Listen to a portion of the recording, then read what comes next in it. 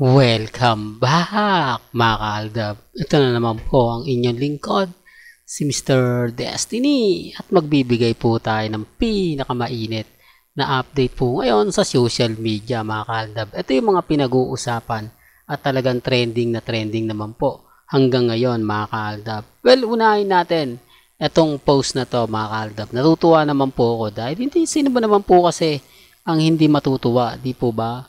Na kung saan nga po ikaw na yung hinalikan na parang napipilitan lang. Di po ba yung ngiti niya na parang ayaw niya? Di po ba parang naiilang siya gawin? Di po ba? Well, hindi ko alam kung bakit. Di po ba? Sabi ko nga po sa inyo, kayo na po magre-react niyan dahil pag ako ang nagsabi at nagsalita, magiging bitter lang po ako. Sasabihin lang po nila yung hindi maganda at hindi kaaya-aya. Di po ba? Pero gaya ng sinasabi ko at pinapaliwanag, dumidepende pa rin po ako sa mga nababasa ng iba. Dumidepende pa rin po ako sa mga nangyayari at nagaganap. Ako nga po, masaya po ako basta't kalmado ka lang at kampante. Di po ba? Sa ngayon, mga kaltab, lagi ko naman pong sinasabi at paulit-ulit ko naman po kayong binibigyan ng update.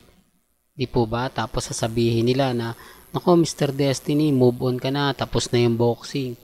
Tanggapin mo na lang yung katotohanan na wala na, di po ba? Na keso ganito, keso ganon. Di po ba? Kaya nga po ko relax lang. Kaya nga po ko kampante lang. Dahil sa dami ng mga pahayag, sa dami ng mga sinasabi, okay lang yan. Di po ba? Tapos ang ipapaliwanag nila na keso, nako Mr. Destiny, puro ka paasa, puro ka fake news. Di po ba? Lahat naman po kasi ng mga sinasabi ko, lahat naman po kasi ng mga pinapaliwanag ko, talagang mapapaisip naman po sila. Di po ba literal pa? Kaya lang syempre may mga point mga kaaldab na pag si Mr. Destiny nga po nagbigay ng update, talagang yung iba nagsasabi, nako Mr. Destiny, move on ka na, tapos na yung boxing. Normal lang po yan. Bitter lang po sila. Di po ba? At dito po sa issue na nagbabago kapag married na ang isang tao. Kay Alden Richards, di po ba yung post ko kanina lang? Yung update natin, doon pa lang may mali na di po ba? Pero gaya na sinabi ko, hindi po ako namimilit Wala pong pilitan sa channel ni Mr. Destiny. Kung ano lang po yung pananaw ninyo, nire-respeto ko po yan at ginagalang. Di po ba? Sa ngayon, mga kaaldab, wala naman pong ganap. Di po ba? Walang update. Kaya paano nyo masasabi na masaya sila Congressman at si Mengay kung wala naman pong update? Di po ba? Tignan nyo yung post ni Rambo ni Maha. Talagang pinapakita ni Rambo kung gaano niya kamahal si Maha Salvador. At ipinararamdam naman po ni Maha Salvador yung pagmamahal niya kay Rambo. Nakikita nga po ba natin kay Congressman Arjo? Hindi, for the record lang po. Marami kasi nagsasabi, hindi kasi sanay si Congressman sa mga ganyan. Hindi po daw siya kumbaga ganito, pero sa loob daw po mahal na mahal niya. Di po ba? Yan ang napaka taktika na epektibo naman po kasi kumbaga yung mga sasabihin mo talagang umaayon, yung mga sinasabi mo na talagang mapapaisip ka naman. Di po ba? Kaya nga po sabi ko sa inyo, kalmado lang po kayo, kampante. Sa ngayon, masaya po ako sa mga kumbaga update dahil pumapabor naman po talaga sa Aldab Nation. Although sabihin nila wala naman daw pong update kay Alden Richards, nakasama si Mengay. Hindi po ba? Hindi naman po ako namimilit sa mga ganyan. Pero bago napitin nga po pala ituloy itong mga update natin, kung bago ka lang sa channel na to at isa kang true-blooded Aldab Nation na nagmamahal kina Mengay at Isoy, tama po ang channel na pinuntahan mo, kaya consider na po kitang bagong subscriber. At huwag mong kalimutang i-share ang mga video po natin sa mga mami, sa mga titas, at sa mga senyor.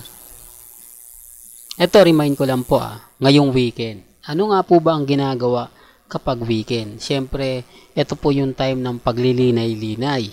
Di po ba? Tapos ngayon, malapit na nga po ang mahal na araw. Nang ilang tulog na lang nga po, sasapit na ang Biyernes Santo. Hindi po ba dapat lagi na nagsisimba? Hindi po ba dapat lagi natin nakikita na magkasamang nagsisimba si Mengay at si Congressman? kay Alden Richards, matik na yan dahil ang tagapagligtas nga po niya, ang tagapagbigay ng update niya patungkol nga po sa mga bagay-bagay na ganyan si Father Jeff.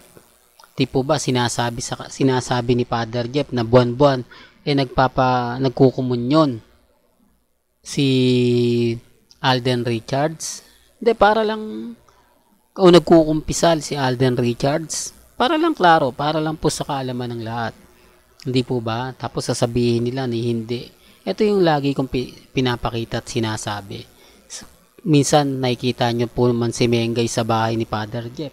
Sino nga po ba yung tanong? O sino nga po ba yung kasama? Tanong, di po ba? Ni Maine Polkerson na pumupunta sa bahay ni Father Jeff. Tapos mga magbibilang ka lang ng mga ilang araw. Si Alden Richards naman po yung ipopost ni Father Jeff. Di po ba? Doon pa lang may mali na eh. Doon pa lang masasabi nyo na parang nagkataon lang. Yung post ni Father Jeff na kay Mengay, tapos yung post ni Father Jeff kay Alden Richards, kung ikukumbay nyo, parang naandun din sa araw na yon. Hindi, para lang klaro. Pero hindi ko to pinipilit para lang po sa iba. Hindi ko to sinasabi para lang makakuha ng simpatya at para lang po laging tatangkilikin ang channel ni Mr. Destiny. Gaya nga po ng mga pinapaliwanag ko, gaya nga po ng mga sinasabi ko, dito po sa channel, wala pong pilitan. Dito po kung ano lang po yung mga nababasa ninyo, napapanood ninyo, napapakinggan po ninyo, okay lang po yan. Di po ba? Kaya nga po ako hindi basta-basta nagpapa-apekto. Hindi ako basta-basta nagpapatinag. Kaya sabi ko sa inyo sa mga nagsasabi na Mr. Destiny, fake news yan. Walang katotohanan yung mga sinasabi mo, hindi totoo yan. Wala pong problema. Hindi po ako namimilit. At dito po sa channel ni Mr. Destiny, wala pong pilitan. Di po ba? Basta sa akin lang po. Masaya na po ako sa mga nakikita ko. Masaya na po ako sa mga nababalitaan natin. Yun lang naman po yung importante. Na makapagbigay tayo ng mga update. Gaya po nito. Weekend pero walang ganap. Di po ba? Tapos sasabihin nila na magkasama. Paano nyo mapapaniwala ang Aldab Nation? Paano nyo mapapaniwala yung mga netizen? Kung sila po mismo tamad mag-post. Kung yung mga post po ni Mengay, katulad po nito. Di po ba? Para saan nga po ba yung post niya? Naandyan siya sa 8 Bulaga. Para saan nga po ba yung update niya?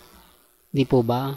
Real talk mga kaaldab. Dapat nga po ba pagka nasa bahay ka na ang post mo, yung asawa mo? Oops, issue na naman yan, Mr. Destiny.